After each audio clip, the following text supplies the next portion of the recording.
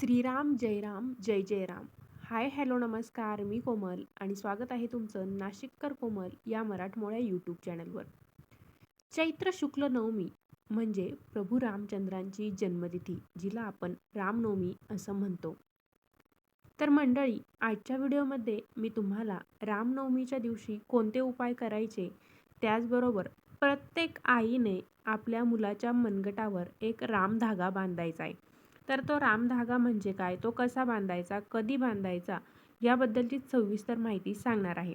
त्यासाठी तुम्ही आजचा व्हिडिओ पहिल्यापासून शेवटपर्यंत नक्की बघा, म्हणजे तुम्हाला रामनवमीबद्दल सविस्तर माहिती मिळेल आणि रामधागा काय असतो त्याची देखील माहिती मिळेल. व्हिडिओ बघत असताना कमेंटमध्ये जय श्रीराम असं नक्की लिहा. चला तर मग आजच्या व्हिडिओला सुरुवात करते. रामनवमीच्या दिवशी प्रभू श्री रामनवमी कशी साजरी करायची, रामाचे कोणते मंत्र, स्तोत्र, जप आपण केले पाहिजे, याबद्दलची देखील माहिती जाणून घेणार आहोत. ग. दी. माडगूळकर यांनी गीत रामायणामध्ये राम जन्म लाग सखे या गीतातून रामजन्माचे सुंदर वर्णन केलेले आहे. संत नामदेवांनी असं लिहिलेलं आहे, उत्तम हा चैत्र मास, ऋतू वसंताचा दिवस, शुक्ल पक्षी ही नवमी, उभे सुरवर व्योमी, माध्यान्हासी ये दिनकर, पळभरी होई स्थिर. अशा या शुभ मुहूर्तावर प्रभू श्रीरामांचा जन्म झाला. राम आणि त्यांचे चरित्र म्हणजे आपल्या संस्कृतीला भूषणभूत आहे. प्रभू श्रीराम आपल्या कुटुंबासाठी, धर्मासाठी, देशासाठी झटले. त्यांना मर्यादा पुरुषोत्तम म्हणून आपण गौरवतो.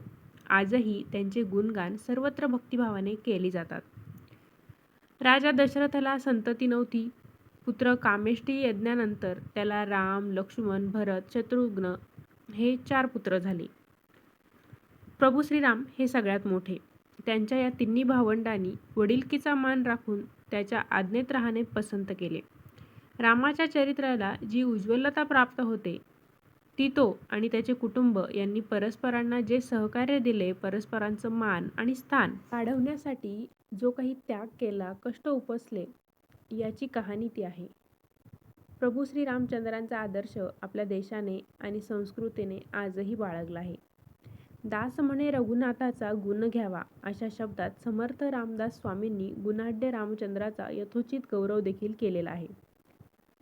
तर चैत्र शुक्ल प्रतिपदेपासून चैत्र शुक्ल नवमीपर्यंतचा जो काळ असतो त्याला रामनवरात्र म्हणून ओळखलं जातं. या काळात कोणी रामायणाचं पारायण करतं, रामचरित्राचं, तसेच इतर काही धार्मिक ग्रंथांचं वाचन करतात. रामरक्षा सिद्ध केली जाते. आपल्या परीने शक्य होईल त्या सेवा रामनवरात्रीमध्ये केल्या जातात. रामनवरात्रीच्या 9 दिवसात आपण कोणत्या सेवा करायच्या याबद्दलची सविस्तर माहिती या अगोदर एका व्हिडिओमध्ये मी सांगितलेली आहे. त्याच्यामध्ये रामनवरात्रीमध्ये रामरक्षा सिद्ध कशी करायची ते देखील सांगितलेलं आहे. जर तुम्हाला रामनवरात्रीत 9 दिवस सेवा करायला जमलं नाही तर तुम्ही शेवटच्या दिवशी म्हणजे रामनवमीच्या दिवशी देखील ह्या सेवा करू शकता.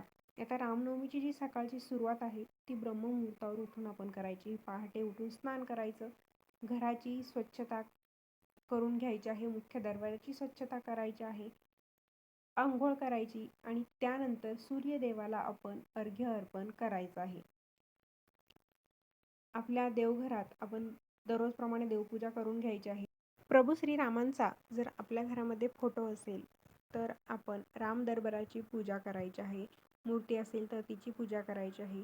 मूर्तीला चंदन लावायचं आहे. त्यानंतर फुले, अक्षता, धूप अर्पण करायचे आहे. राम जन्माचा जो काळ आहे तो माध्यान्ह काळ आहे, म्हणजे साधारणपणे दुपार झाल्यानंतर म्हणजे 12:40च्या सुमारास आपण राम जन्माचा काळ पाळायचा आहे. मग रामाचा पाळणा, भजन आणि आरती आपण करायची आहे. जोपर्यंत रामजन्म होत नाही म्हणजे दुपारपर्यंत आपण उपवास पकडायचा असतो. आता रामनवमीच्या दिवशी बरेच जण उपवास पकडतात, तर जो रामनवमीचा उपवास आहे तो संपूर्ण दिवसभरासाठी नसतो, तर राम जन्मापर्यंत हा उपवास असतो. बरेच आपल्या घरात वडीलधारी लोक असतात, ते 12:40पर्यंत म्हणजे जोपर्यंत रामजन्म होत नाही तोपर्यंत काही फरळ वगैरे खात नाही, उपवासाचे पदार्थ खात नाही. डायरेक्ट रामजन्म झाला की त्यानंतरच जेवण करतात. तर तुमच्याकडे अशी पद्धत असेल तर तुम्ही तसा उपवास करा. तुम्हाला झेपत असेल तर तसा उपवास करा.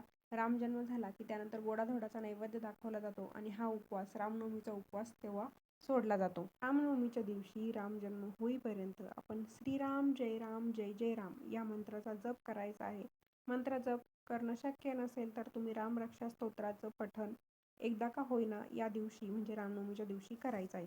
आणि महत्त्वाचा उपाय म्हणजे आपल्याला रामधागा बांधायचा आहे. प्रत्येक आईने आपल्या मुलांसाठी हा उपाय करायचा आहे.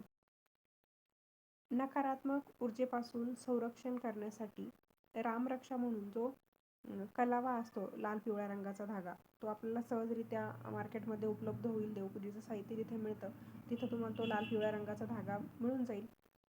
त्या धाग्याला आपण अशा थोड्या अंतरावरती 11 गाठी मारायच्या आहे आणि तो धागा आपल्या मुलांच्या मनगटावर बांधायचा आहे. मुलगा असेल, मुलगी असेल, प्रत्येकाच्या मनगटावरती आपण तो धागा बांधायचा आहे. त्यामुळे नकारात्मक ऊर्जेपासून संरक्षण होतं.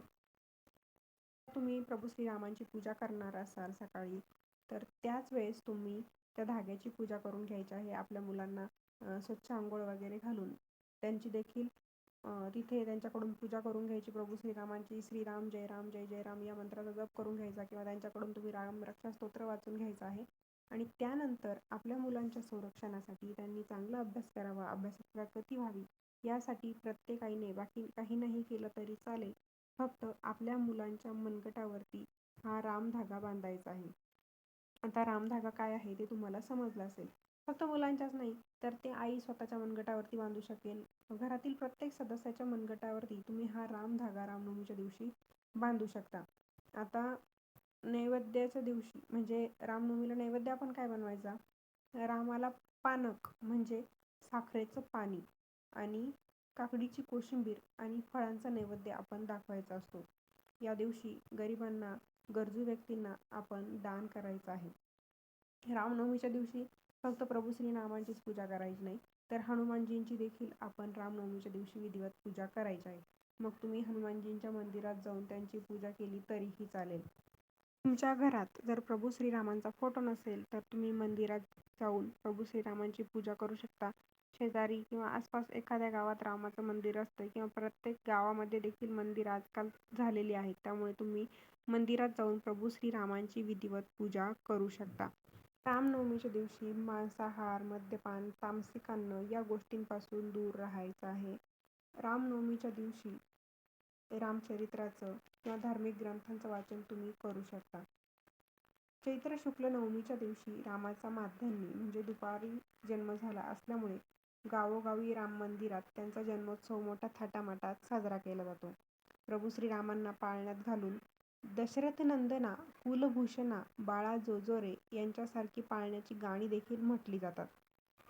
प्रभू श्रीरामांना राक्षसांचा वैरी, रावण मर्दन म्हणून देखील ओळखलं जातं. राक्षसांचा वैरी म्हणजे भूतयोनी ही निशाचरांचीच असते असे समजतात. म्हणूनच बघा, आपल्याला देखील एखादी खूप भीती वाटत असेल तर तेव्हा आपण राम राम राम राम असं म्हणत असतो. भूतादिकांचा उपद्रव होऊ नये म्हणून आपण रामनामाचा जप केला पाहिजे. जेव्हा आपल्याला भीती वाटत असते, घरात आपण एकटा असतो, तेव्हा बरेच जण आपल्यापैकी देखील राम राम राम राम असं मनातले मनात उच्चारत राहतात. रोज रामरक्षा स्तोत्र आपण जर म्हटलं तर आपल्या जिभेला देखील चांगलं वळण लागतं आणि आपले उच्चार देखील शुद्ध होतात. तर अशा प्रकारे आजच्या व्हिडिओमध्ये आपण रामनवमीच्या दिवसाची सुरुवात कशी करायची, रामनवमीच्या दिवशी कोणते मंत्र जप करायचे आहे, कोणते स्तोत्र म्हणायचे याची माहिती तर जाणून घेतली. पण त्याचबरोबर रामनवमीच्या दिवशी रामधाग्याचा उपाय देखील आपण जाणून घेतलेला आहे. आता रामधागा कसा तयार करायचा, तो कुठे मिळतो, कधी बांधायचा हे देखील मी तुम्हाला आजच्या व्हिडिओमध्ये सांगितलेलं आहे. रामधागा तुम्ही रामनवमीच्या दिवशी दिवसभरात कधीही आपल्या हाताच्या मनगटावरती बांधू शकता. उजव्या हाताच्या मनगटावरती हा रामधागा बांधायचा आहे. मुलगा, मुलगी, स्त्री, पुरुष कोणीही हा रामधागा बांधू शकतो. तर मंडळी, असा होता आजचा व्हिडिओ. व्हिडिओ तुम्हाला आवडला असेल तर व्हिडिओला लाईक करा, शेअर करा.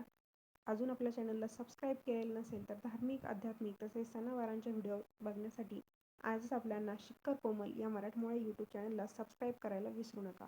पुन्हा भेटूया अशाच एका नवीन व्हिडिओसोबत. धन्यवाद.